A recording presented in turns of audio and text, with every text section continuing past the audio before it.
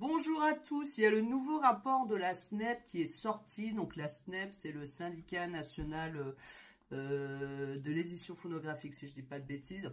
Et ce qui est intéressant, c'est qu'on va voir que malgré tout ce qu'on essaye de nous faire peur sur la musique, que c'est la fin, l'intelligence artificielle, etc. Et ben en 2024, ils disent que pour la première fois depuis près de 20 ans, le chiffre d'affaires du marché musical français a dépassé le milliard d'euros. Ce qu'ils expliquent dans le rapport, je vous dis en gros, mais vous pouvez le retrouver gratuitement sur Internet, hein, c'est donc pour la 8e année consécutive, le marché français de la musique enregistrée poursuit sa croissance, une première depuis 2005. Donc c'est quand même fou, hein, avec tout ce qu'on essaie de nous faire peur, l'intelligence artificielle, et tout, etc. On voit que les gens aiment toujours la musique humaine et on voit qu'il n'y a pas de problème malgré ce que certains essayent de faire croire dans le milieu de la culture. Donc, ils disent qu'il y a eu quand même une hausse de 7% donc sur le marché. Après la crise du disque, il avait presque décimé. La musique enregistrée continue donc de remonter la pente. Ils disent que le CD aussi fait résistance. Selon le syndicat, les revenus physiques n'ont pas dit leur dernier mot et résistent avec 195,6 millions d'euros, donc c'est énorme. Le streaming audio par abonnement, lui, représente 60% des ventes. Donc c'est quand même énorme hein, quand on dit streaming et streaming. Si on enlève ça, c'est quand même 60% des ventes contre 10% pour le CD actuellement. Alors là, dans le résumé que j'ai de l'étude, il ne parle pas trop du vinyle et de la cassette, parce qu'on sait que ça revient un peu. Ah si, pardon, il parle du vinyle, 11%. Donc le vinyle dépasse un peu le CD. Ces chiffres aussi, c'est pour vous donner des idées. Je regarde jamais au bon endroit, moi. Pour vous donner des idées de ce que vous pouvez faire. Vous voyez que le vinyle marche un peu mieux que le CD, ben c'est peut-être à inclure dans votre stratégie de développement et de marketing. Je vois en même temps que je vous lis un petit encart sur l'article où il parle de Jean-Michel Jarre qui accuse Spotify de vouloir se passer des artistes en parlant de l'IA. Et ça me fait un peu sourire venant d'artistes qui ont été précurseurs dans la musique électronique et qui ont remplacé les artistes même par des instruments électroniques. Mais bon, passons.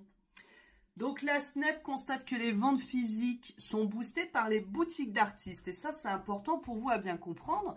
Ça veut dire que si vous êtes présent en ligne, que vous avez une petite boutique pour vendre vos albums ou autres ou via votre newsletter, eh bien, on voit bien que là, ça booste les ventes physiques. D'ailleurs, récemment, une artiste m'a demandé si je lui faisais une campagne vers son e-shop de CD. Ça se reconnaît, Cécilia, coucou.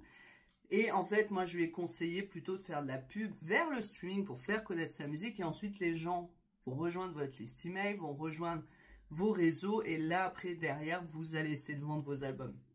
Mais vendre un album directement, ça marche jamais. Il faut quand même avoir créé une connexion déjà avec son audience. Ils disent qu'en France, on a un timide développement du streaming. C'est marrant par rapport au monde, par rapport à la moyenne mondiale. On est un peu en retard. Et ils disent que conquérir de nouveaux abonnés, en particulier les plus de 50 ans, est un défi collectif majeur. Et ça, c'est pas un problème du streaming, c'est un problème de la technologie. En France, on est super en retard sur l'appropriation des technologies, quelles qu'elles soient. Je vois encore aujourd'hui que des gens ne savent pas faire un CV dans Word ou Google Doc, ou ne savent pas faire une recherche sur Google, ou utiliser leur téléphone. On se dit qu'il y a un gros problème de formation et de sensibilisation sur le numérique. Alors, je sais qu'ils avaient commencé à un moment à mettre en place les conseils numériques, les trucs là, mais qui est au courant, qui sait où aller, et qu'est-ce qui se passe? En fait, encore une fois, le gouvernement fait de la merde, je suis désolé de le dire, et en fait, ils n'informent pas les gens sur la cybersécurité, l'utilisation du digital. Donc forcément, en France, qu'est-ce que vous voulez que des gens, ils ne savent pas déjà aller chercher sur Google? Qu'est-ce que vous voulez leur demander en plus d'installer des trucs de streaming, en plus avec tous des mots en anglais que la moitié ne comprennent pas? Donc c'est normal que la croissance soit modérée dans le streaming en France. Voilà. Sinon, ce qu'ils expliquent aussi, c'est que le secteur peut compter sur les Français. Ces derniers n'ont jamais autant écouté de musique, avec notamment 42 minutes hebdomadaires en plus sur un an, et des 15-24 ans très consommateurs, avec plus d'une journée, 24 heures 48 minutes d'écoute par semaine. J'aurais dit en même temps, c'est normal, en ce moment, on doit être le pays le plus déprimé du monde. Donc forcément, les gens écoutent de la musique. Voilà. Et ensuite, ils expliquent que l'intelligence artificielle apparaît comme une autre perspective de croissance, en même temps qu'un tournant. Et ça, c'est important aussi, parce que je veux pas que vous voyez l'intelligence artificielle comme quelque chose qui fait peur. Parce que de toute façon, les questions, c'était avant que les gens commencent à se l'approprier qu'il fallait y penser.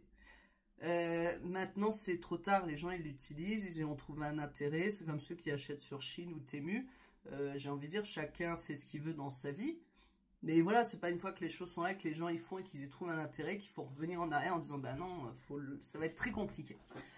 Et ce qu'il dit, c'est Alexandre Lâche, qui explique que l'industrie de l'IA, c'est beaucoup de valeur et cette valeur doit être partagée avec les industries créatives via un marché de licence de gré à gré. Et non de licence globale pour maîtriser les conditions.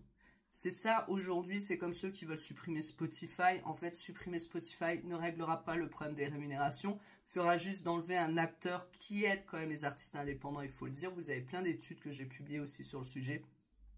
Donc voilà, c'est pas parce qu'on supprime un acteur du marché que ça va changer les choses. Au contraire, les autres vont s'en mettre plus dans les poches. Hein. Donc l'intelligence artificielle, c'est pareil. C'est pas la combattre aujourd'hui qui va changer quelque chose. Par contre, on peut essayer de mieux l'utiliser, de mieux comprendre comment l'utiliser et peut-être de défendre plus voilà, le système de licence et de rémunération et d'utilisation des œuvres qui est fait derrière. Bonne journée.